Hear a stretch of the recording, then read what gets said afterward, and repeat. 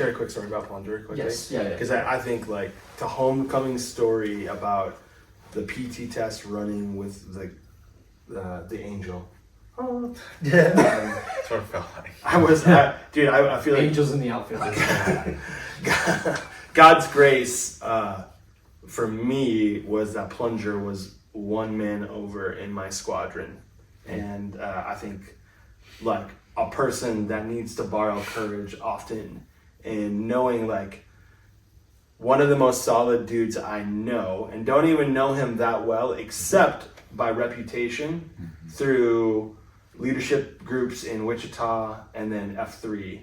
I was like, okay, he's got my 6 no matter what. Like I know it. Like I'm gonna lean on this dude then all night long.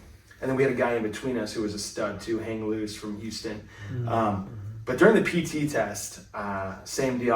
It was like Tommy Boy or somebody was like, the cadre was like, if you're fast, come up front. I was like, I don't think I should go up front. And so I was like, drop back. And everybody took off, and my Mach V2s were feeling heavy. I'm feeling like, man, my boots are heavy. I'm running slow.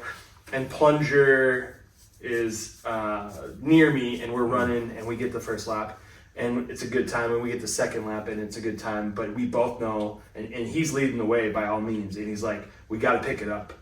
And the whole time he pulls out in front of me, and he's like, let's go. And he's like looking back, dropping back, pulling me.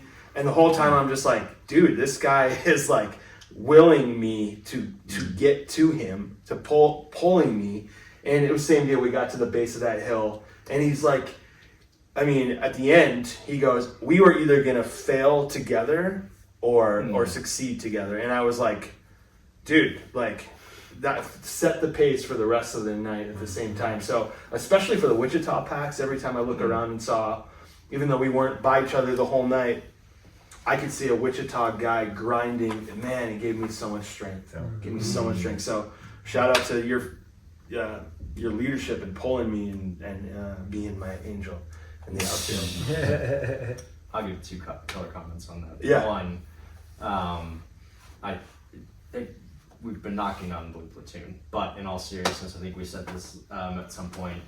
Those of us that were in red, I mean, we took renewed strength from knowing, man, those guys are suffering right now.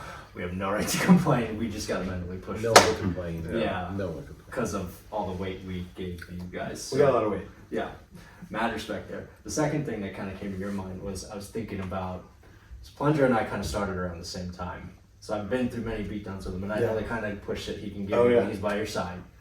And I think that was somewhat of the kind of fearful moment going into that is like, man, I don't know who I'm going to get paired with, who I'm not going to get paired with, and there's going to be some Wichita guys that I want to do this with, and I'm not going to be like you. I'd love to do it with you. Yeah.